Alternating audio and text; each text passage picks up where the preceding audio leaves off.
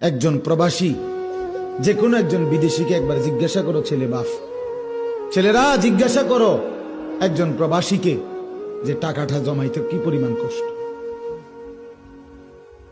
কলজাটা মাটিতে লাগিয়া যায়। আমি নিজে দেখছি তো অসংখ্যবার হজ উমরার মধ্যে কত মানুষ দেখলাম কি কষ্টে টাকা রোজগার করে, 12 ঘন্টা ডিউটি করে, 12 ঘন্টা টানা, ওইখানে কোনো ফাঁকিবাজি নেই। 12 ঘন্টা ডিউটির পরে হোটেলের নিচে, বিল্ডিং এর নিচে, আন্ডারগ্রাউন্ডে একটা রুমে 12 জন 14 জন একটা সাদ্দুর বিছাইয়া মাটিত শোয়, নিজেরা রাইন্দা খায়, নিজের জামা কাপড় নিজেরা ধোয়, একটা ট্যাবলেট। এক ছেলে একদিন আমারে কইতেছে, হুজুর আজ 11 বছর বিদেশ করে একটা ট্যাবলেট জীবনে কেউ কোনোদিন নাই, কত খুল্লা দিব,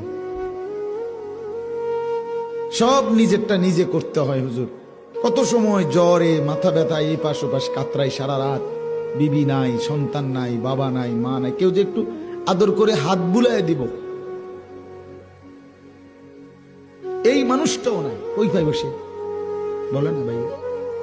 এরপরে এক ছেলে আমার একদিন কইতেছে, হুজুর আমি কোনোদিন যদি কেউ একটা মুরগি এমনি দেয়, কেউ যদি একটা বার্গার দেয়, কিছু একটা দিলে খাইয়া রাত্রের আর রান্দি না, এই পানি কদ্দুর খাইয়া শুইয়া লাই যে